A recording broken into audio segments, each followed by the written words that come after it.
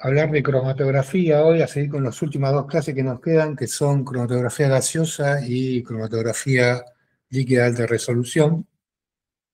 Eh, y cerramos con todo esto. Y después les va a quedar una clase más a ustedes de práctica, digamos, la otra clase en Schenk.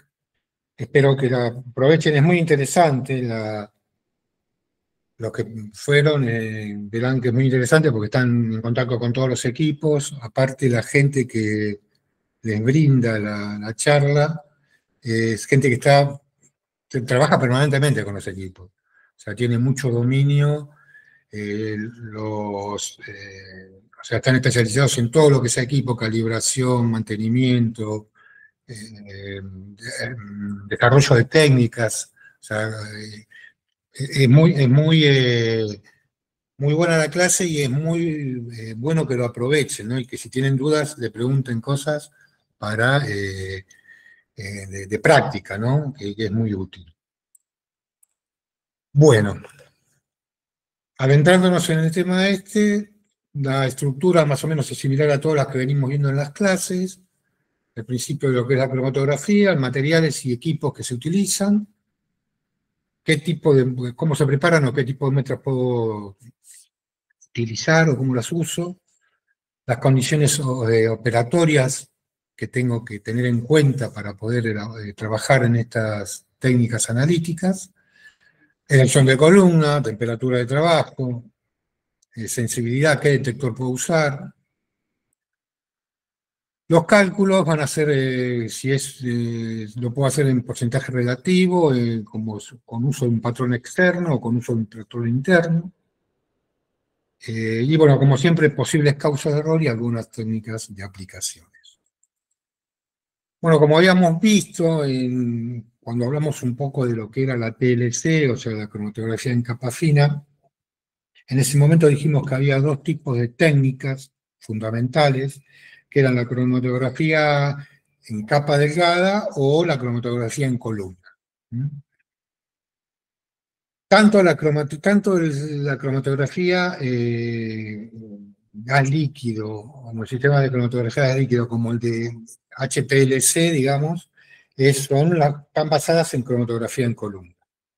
Lo que nosotros tenemos es una columna que es, digamos, el corazón del proceso cromatográfico, porque es donde se produce toda la interacción y donde se produce la separación. El resto de las cosas que nosotros vamos a tener dentro del sistema o del equipo que vamos a utilizar son todas cosas periféricas a la determinación que nos van a permitir vehiculizar el producto, ver en qué estado lo voy a hacer ingresar a la columna. Después va a producirse el proceso netamente de separación en la columna y posteriormente a eso, cómo detecto lo que sale y cómo lo puedo transformar en algo medible netamente que yo me pueda permitir de alguna manera cuantificarlo, detectarlo y cuantificarlo. Entonces son todas cosas que se van a ir agregando, pero el corazón del proceso cromatográfico es la columna propiamente dicha. Entonces, bueno, recordamos que lo que pasa en un proceso cromatográfico es una separación que está basada en distintos procesos físico-químicos, como habíamos hablado, que puede ser una distribución selectiva, una partición, o sea, puede ser por absorción, puede ser por partición, y la muestra va a estar interactuando permanentemente entre una fase estacionaria, que es la fase que está quieta dentro de la columna, y una fase móvil, que va a ser un vehículo que va a estar fluyendo a través de la columna y que va a ir arrastrando parte de las muestras que yo tengo en esa columna. Entonces se me van a ir produciendo equilibrios múltiples de los productos y eso me va a permitir ir separándolos. O sea, yo tengo una muestra A más B y cuando yo paso, luego de las distintas interacciones, yo tengo que lograr que la muestra quede separada en un componente A y en un componente B. Eso sería la optimización del proceso final. Para eso yo tengo que desarrollar la técnica que me permita, que va a estar vinculada un poco a lo que hablábamos recién, qué tipo de columna voy a utilizar, qué flujo de gas o portador en este caso voy a utilizar, qué temperatura, a qué temperatura voy a realizar el proceso, si lo puedo hacer de una temperatura constante o una temperatura variable, o sea, todo ese tipo de, qué tipo de muestra tengo, o sea, todo ese conjunto de variables son las que tengo que manejar para poder llegar a obtener finalmente una separación de los productos y eh, utilizar la técnica esta, ya sea para identificar o para cuantificar un producto en cuestión. Bueno, esto sería un dibujo un poco más burdo, ¿no? De que entra una serie de componentes que están graficados como un círculo lleno y un triángulo, que entran todos juntos en la muestra, entran en el flujo, cuando empieza a correr a través de la columna, se empiezan a producir los intercambios que hablábamos recién, y si yo detecto, inicialmente voy a tener un solo pico que va a ser la mezcla de todos los productos, ¿sí? Entonces lo que yo tengo que obtener en la salida sería 3 picos en este caso, separados, que me permite identificarlos correctamente. Y eso va a ser lo que va a lograr hacer la columna en el transcurso de la cromatografía. De tal manera que se van a ir produciendo variaciones en la separación. Al principio los voy a tener todos juntos, después en la medida voy a ir separándolos hasta que puedo lograr tener una separación. Idealmente tendrían que verse netamente separados, sin ninguna superposición, ni hombros, ni encimamiento de los picos, para lograr una separación perfecta, ¿sí? Esto es variable, obviamente. Hay sustancias o hay en determinadas condiciones que se separan mucho más fácil que otras, y con lo cual vamos a tener que trabajar más o menos en el proceso para poder realizar una separación buena, digamos, ¿no? Que me sirva. Este sería otro ejemplo, así más gráfico. Entonces yo voy a tener dentro de la columna, en un tiempo inicial, digamos, cuando yo inyecto la muestra, una muestra entera, una mezcla completa. Van a pasar distintos tiempos hasta que yo voy a... o sea, ¿por qué? Porque yo lo que hago es graficar la señal en función del tiempo que va transcurriendo adentro de la columna, ¿sí? Entonces, que ese tiempo es lo que yo voy a denominar tiempo de retención de un producto para las condiciones dadas de ese proceso, ¿sí? Entonces, voy a ir midiendo, esto me va dando el gráfico, me van a aparecer las distintas señales a los distintos tiempos. Cuando sale un pico, yo voy a tener el tiempo de retención de ese pico. Por ejemplo, acá voy a tener el tiempo de retención del producto B. Y acá voy a tener el tiempo de retención del producto A.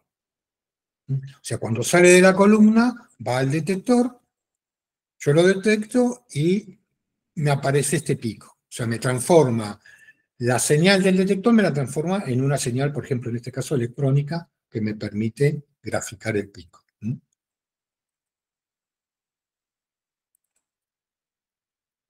Entonces, ¿qué puedo determinar yo? O sea, en la cromatografía gaseosa, bueno, lo que voy a determinar, o la característica de los productos que yo puedo determinar son compuestos químicos o derivados volátiles, ¿sí? Con una presión de vapor determinada. O sea, ¿por qué digo que pueden ser derivados? Porque yo puedo tener un producto que directamente tenga una presión de vapor tal que se volatilice en las condiciones que estoy haciendo la inyección del producto, y de no ser así, vamos a ver después en la preparación de muestra que se pueden hacer algunos procesos, que es lo que se denomina en cromatografía hacer una derivatización del producto, y transformarlo en un producto que sea volátil y que me permita poder hacer el proceso cromatográfico en esas condiciones. Voy a tener una fase móvil inerte, que es la que está ubicada dentro de la columna. Esa interacción, como hablábamos recién, puede ser absorción, partición o filtración. Va a estar vinculado a qué tipo de relleno tiene la columna.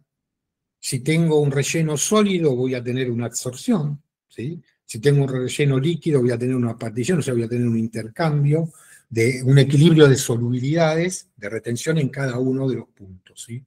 Entonces, de acuerdo a eso, también puedo decir que es una cromatografía gas sólido, por ejemplo, si es en la columna tengo un sólido solamente, o gas líquido, donde en la columna yo voy a tener un sólido, que va a ser el soporte, pero embebida la superficie, dentro de a la superficie del líquido lo voy a tener embebido, perdón, la superficie del sólido la voy a tener embebida en un líquido. Entonces la interacción entre la muestra y el producto y la fase estacionaria que está dentro de la columna va a ser líquido-líquido o gas líquido en este caso, ¿sí? O sea, el gas que viene pasando por la columna que interacciona con el líquido que está en la periferia de las partículas sólidas que me hacen de soporte.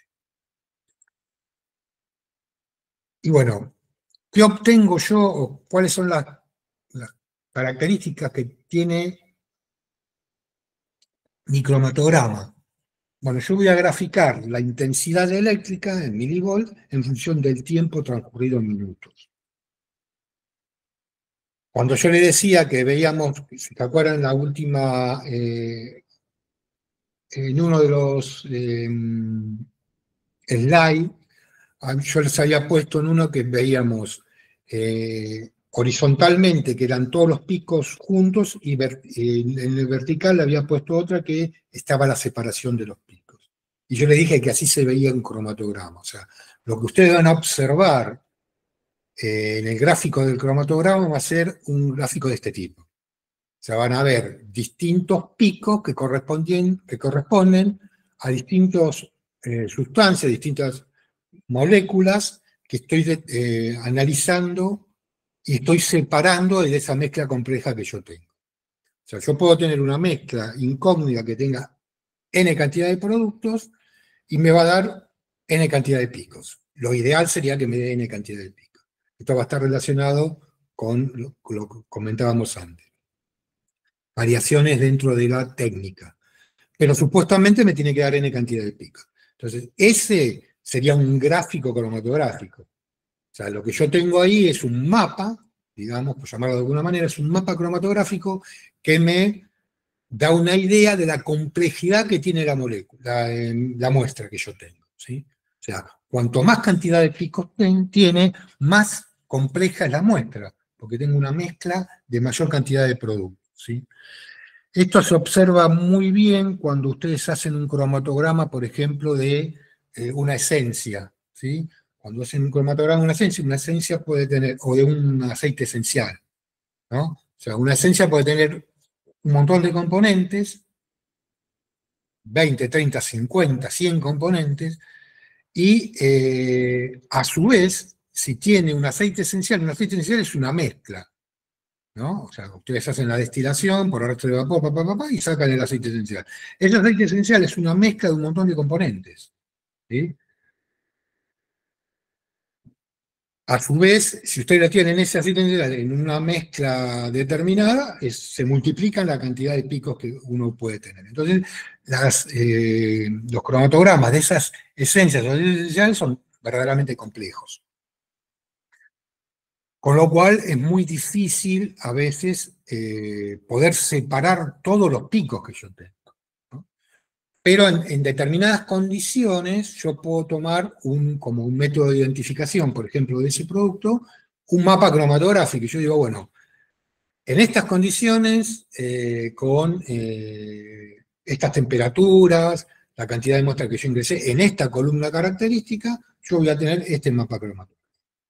Entonces, yo eso lo puedo utilizar como un método de identificación comparativamente en los distintos lotes, ¿sí?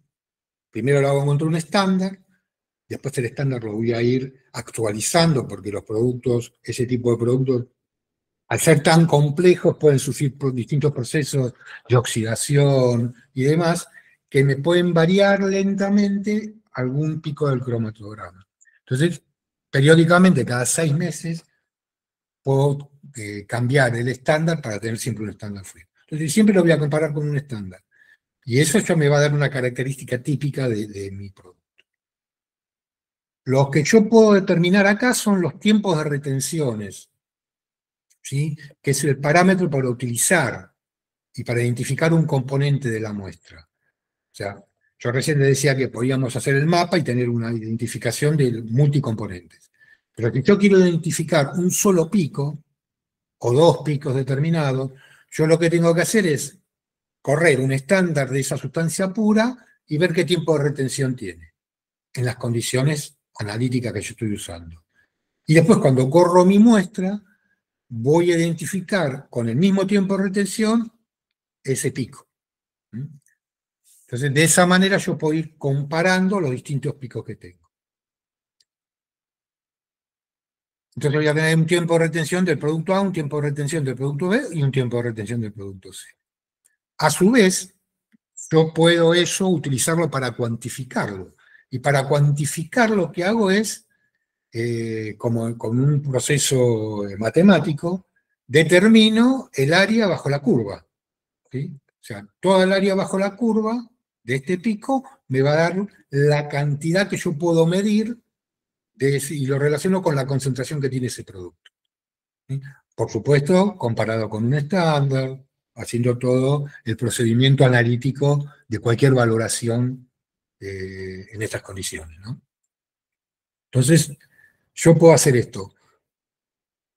En los albores de la cromatografía, cuando, digamos, empezaron a utilizar los equipos de cromatografía gaseosa, todavía no estaba la parte de computación muy desarrollada.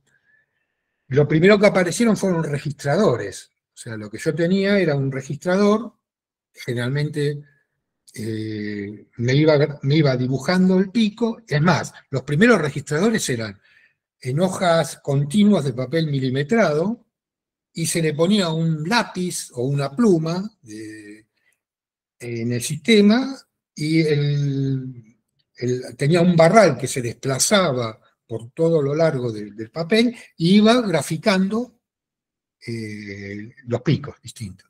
Después eso se mejoró utilizando equipos más chicos, con registradores menores,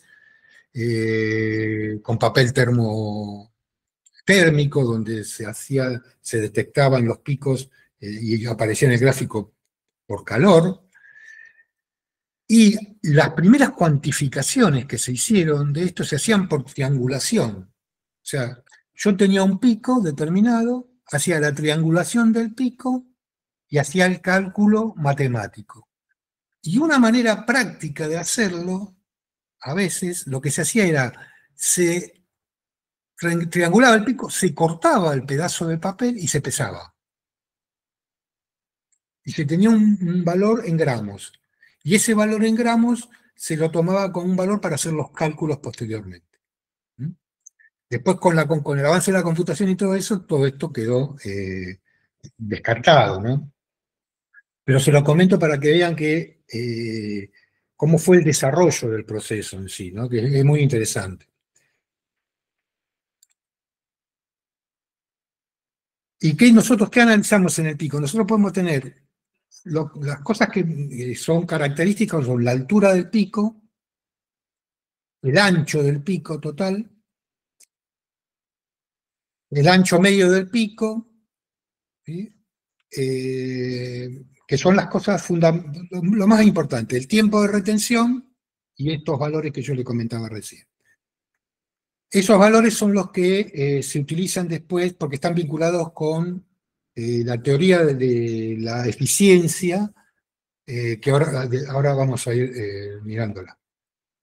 Entonces, los conceptos son el número de platos teóricos. O sea, para que entiendan lo que es el número de platos teóricos, es semejante a lo que sería o tener una columna de destilación fraccionada. ¿Sí? Entonces, en cada columna, en cada plato de esa columna de destilación que ustedes tienen, va a tener una temperatura distinta. Entonces, A esa temperatura determinada va a condensar una cantidad, un rango del líquido que ustedes están destilando. ¿Sí? Por ejemplo, a 250 grados destila un producto. Entonces, si ustedes se acuerdan cómo era el proceso de destilación fraccionada, todo los productos que se iba pasando el vapor y en la medida que iba llegando a determinadas temperaturas se iba condensando en un plato. ¿Sí? El exceso se iba corriendo y lo que era una temperatura, un producto más volátil, se iba a condensar a menor temperatura. Entonces o sea, iba a seguir subiendo por la columna hasta que encontrara un plato que condensara el producto a esa temperatura. Entonces, la cantidad de platos que yo tengo me va a dar la eficiencia de separación de la columna, porque cuanto más platos yo tenga, mayores van a ser las fracciones que yo puedo separar en esa destilación. ¿Sí? Entonces, bueno, acá pasa lo mismo. Cuanto más la eficiencia de la columna va a estar relacionada con la cantidad de platos teóricos que tiene mi columna. Cuanto más platos teóricos tenga mi columna, más eficiente va a ser la separación. ¿Sí? Porque voy a tener mejor, precisamente, mejor separación de los picos o de los productos que yo estoy haciendo pasar por la columna. Está relacionado con el factor de capacidad, bueno, el número de platos teóricos, la altura equivalente de platos teóricos, o sea, a veces lo que se hace es una relación entre la longitud o el largo de la columna y el número de platos teóricos. ¿Sí? Entonces, es H, que es la cantidad de la altura equivalente de plato teórico, va a medir la eficiencia de la columna y va a ser la longitud sobre el número de platos teóricos. Entonces, cuanto mayor es el número de platos teóricos, mayor va a ser la eficiencia. Bueno, otra cosa va a ser la velocidad general de gas, la selectividad que tenga la columna para hacer la interacción y separación de los productos y la resolución de la misma. Entonces, acá lo que vamos a tener, por ejemplo, para que tengan una idea, es el ancho del pico en la base tiene que ser igual a 4 sigmas. Y el ancho del pico a la mitad de la altura es de 2 sigmas. Acá es cuando se produciría lo que sería el punto de inflexión de la curva, que es una curva gaussiana. En este caso sería el pico ideal, ¿no? Pero se asemeja a una curva gaussiana.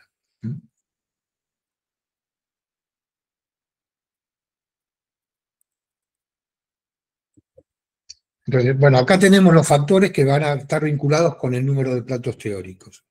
Va a estar el factor de capacidad de la columna, la longitud de la columna, como les comentaba recién,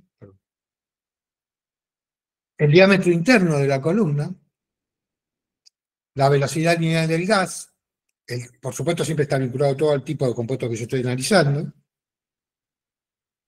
qué tipo de gas portador tengo, qué método de inyección utilicé, qué tipo de detector tengo, y bueno, un dato que no se puede obviar es la influencia del operador, ¿no? La versatilidad y en realidad la destreza que tenga el operador para hacer todo el procedimiento. Sobre todo cuando se operan con inyecciones manuales. O sea, vieron que, bueno, no sé si lo vieron, pero lo van a ver seguro, los equipos, tanto de HPLC como de GLC, pueden operarse manualmente o automáticamente.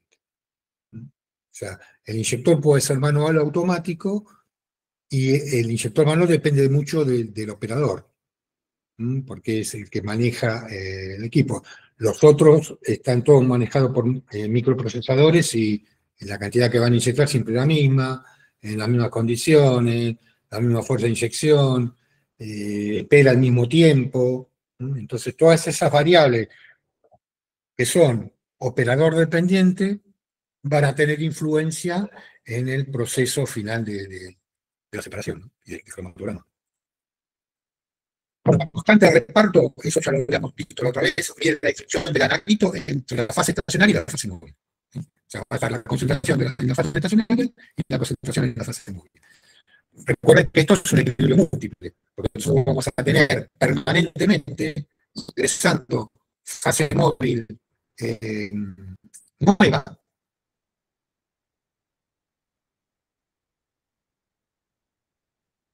que me va a ir desplazando el río, o sea, lo que va a hacer es ir corriendo los productos para que puedan ir separándose. Si no, se produciría la separación final. El factor de retención o factor de capacidad me va a dar una relación de la velocidad que va a tener el alito dentro de la columna. ¿Sí? Y es una propiedad termodinámica. Esto lo que va haciendo es, me va dando una pauta de que las variables que yo tengo van a tener, sí. Profe, se corta el audio, no se le escucha bien. A ver, esperen un segundo. Voy a cambiar porque yo no escucho bien. Voy a cambiar la computadora para evitar esto.